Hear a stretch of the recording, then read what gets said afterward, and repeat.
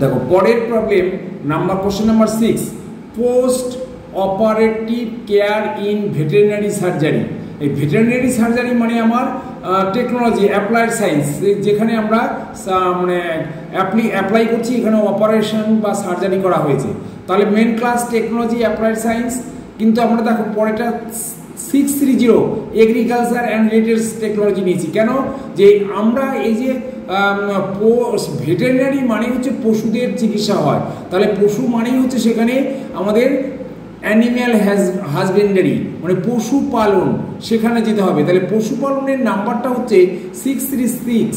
তাহলে animal husbandry first summary থেকে 600, second summary থেকে 630 এগ্রিকালচার, থার্ড সামারি থেকে পেয়েছি অ্যানিম্যাল হাজবেন্ডারি পশুপালন।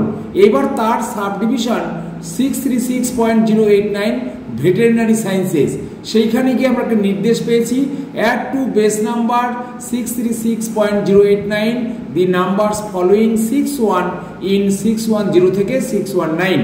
তাহলে এইখানে গিয়ে আমরা একটা নির্দেশ পেলাম, সেখানে থেকে নির্দেশ নিয়ে আমরা যখন শিডিউলে গেলাম সেখানে পেলাম 617.919 পোস্ট অপারেটিভ কেয়ার। তাহলে দেখো উপরের প্রবলেমের সঙ্গে পোস্ট অপারেটিভ কেয়ার এখানে প্রথমে আছে, সেই নাম্বারটা আমরা পেলাম 617.919।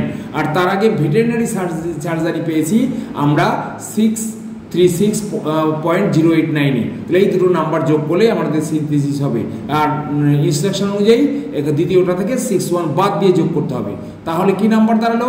616.089 veterinary sciences plus 617.919 post cooperative care, সেখান থেকে 61 বাদ দিয়ে পরের অংশ যোগ করব।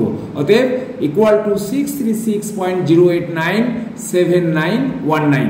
Therefore the class number is 636.0897919। আমরা এখানে ক্লাস নাম্বার অ্যান্সারে বসিয়ে দিলাম। ওকে, থ্যাংক ইউ।